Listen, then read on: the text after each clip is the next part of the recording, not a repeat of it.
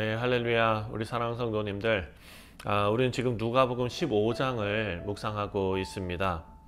15장은 세 개의 비유로 구성이 되어져 있습니다. 우리가 어제 묵상했던 잃어버린 양의 비유, 그리고 또 잃어버린 드라크마의 비유, 그리고 오늘 마지막으로 우리가 묵상할 탕자의 비유입니다.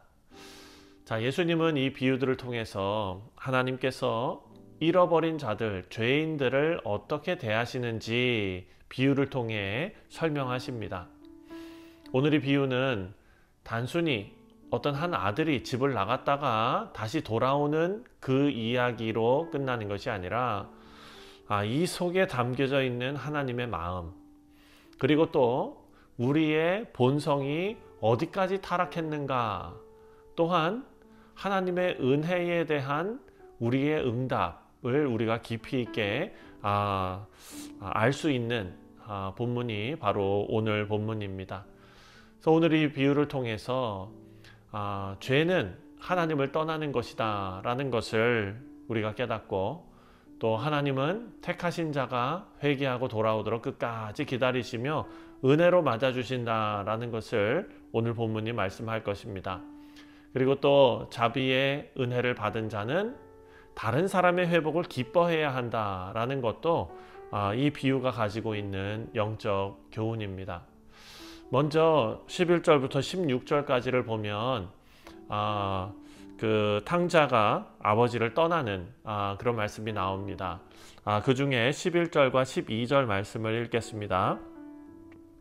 또 이르시되 어떤 사람에게 두 아들이 있는데 그 둘째가 아버지에게 말하되 아버지여 재산 중에서 내게 돌아올 분깃을 내게 주소서 하는지라. 아버지가 그 살림을 각각 나누어 주었더니. 자, 둘째 아들은요, 아버지가 살아계심에도 불구하고 자기가 받을 유산을 요구합니다. 있을 수 없는 일이죠. 아버지를 더 이상 의지하지 않고 이제는 자기 뜻대로 살겠다라는 선언입니다. 그러니까 아버지에게 유산을 달라라고 하는 것은 이제는 아버지와 관계를 끊겠다라는 말이죠. 독립하겠다라는 말입니다. 그래서 13절을 보니까 그 후 며칠이 안 되어 둘째 아들이 재물을 다 모아 가지고 먼 나라에 가 거기서 허랑방탕하여 그 재산을 낭비하더니. 자, 하나님의 축복이지요. 그 재산을 원하지만 하나님은 여기에서는 아버지로 표현되어 있지만 하나님 자신과 함께 있는 삶은 원하지 않았던 것입니다. 다시 설명합니다. 지금 이 둘째 아들은 아버지의 재산은 원하지만 아버지와 함께 있는 삶은 원치 않았습니다. 이것은 하나님의 나라의 관점에서 보면은 하나님의 복은 원하지만 하나님 자신은 하나님은 원치 않는 것. 하나님과 동행하는 삶은 원치 않는 것, 하나님과 함께 있는 삶은 원치 않는 것, 이것입니다. 사랑하는 성도님들, 이것이 바로 죄의 본질입니다. 하나님의 선물은 원하면서 하나님을 버리는 것, 이것이 죄라는 것입니다. 결국 이 둘째 아들은 모든 것을 잃고 돼지가 먹는 귀염나무 열매를 먹는 그런 비참한 상태까지 가게 되는 것입니다. 지금 돼지를 치는 자가 되는 것인데요. 사랑하는 성도님들, 유대 사회에서 돼지와 엮이는 사람들, 돼지를 치는 사람들, 정말 가장 수치스러운 상태를 의미하는 것입니다. 돼지는 부정한 동물로 여겨지지 않습니까? 죄인은 하나님을 떠나는 순간 자기 인생을 스스로 통제할 수 있다고 생각하지만 그 결과는 반드시 이와 같이 파멸과 비참함 뿐이라는 것을 말씀은 우리에게 선포하고 있습니다. 자신을 위한 자유가 진정한 자유처럼 보이겠지만 그것은 실상 죄의 종이 되는 길이다라는 것을 우리가 깨달을 수 있습니다. 사랑하는 성도님들, 인간은 하나님 없이 만족할 수 없습니다. 우리 자체가 그렇게 디자인되어져 있습니다. 우리는 하나님 안에 있을 때 우리 본래의 목적을 살아낼 수 있습니다. 참된 자유는 하나님의 권위 아래에 있을 때에 주어지기 때문입니다. 자, 이제 17절과 18절 말씀을 보면, 이에 스스로 돌이켜 이르되 내 아버지에게는 양식이 풍족한 품꾼이 얼마나 많은가.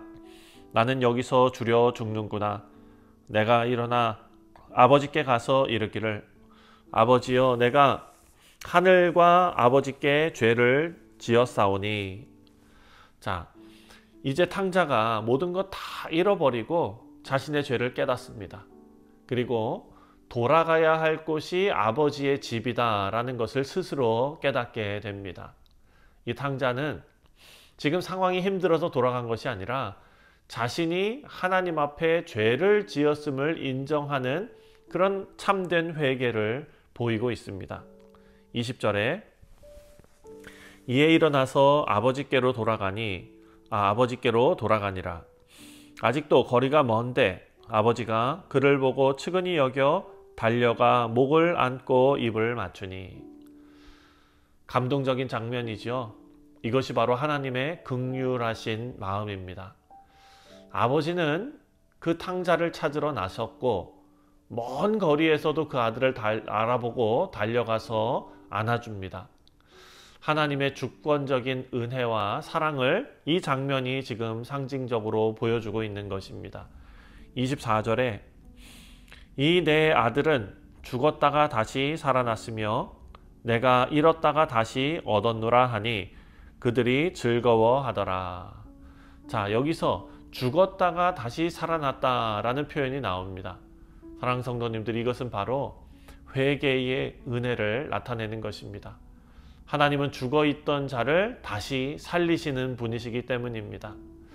하나님께서는 창세 전에 우리를 택하시고 또 죄에 빠져있던 자들을 예수님의 대속으로 회개케 하시고, 그리고 그 회심은 인간의 감정적인 결단이 아니라 성령 하나님께서 우리의 마음을 열고 죄를 깨닫게 하시고 하나님께 돌아오게 하시는 하나님의 역사입니다.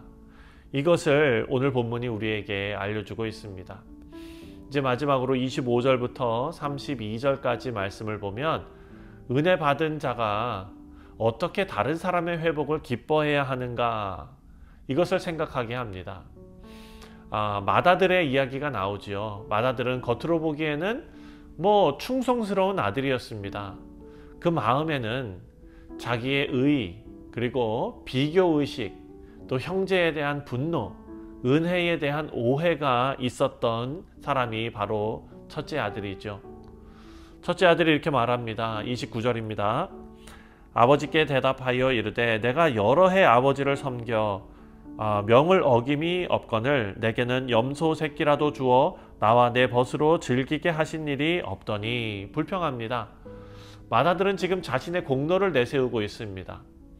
지금 첫째 아들이 받을 보상과 그리고 그 보상이 정당하다라는 것을 계속해서 주장하고 있습니다. 그리고 이 첫째 아들은 동생의 회복을 은혜로 보지 않고 불공평으로 보고 있습니다. 불공정한 일이 벌어졌다.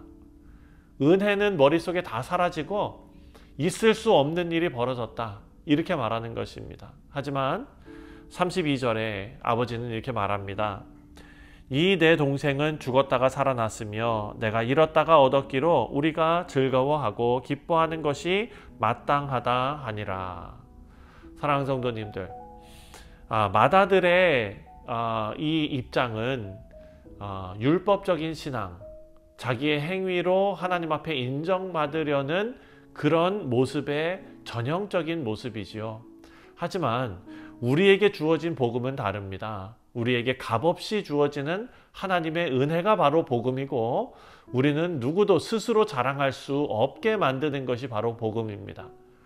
하나님의 은혜는 공로가 아니라 긍휼로 주어지고, 또 이 은혜를 아는 자는 다른 사람의 구원도 함께 기뻐하게 된다라는 것을 알 수 있습니다.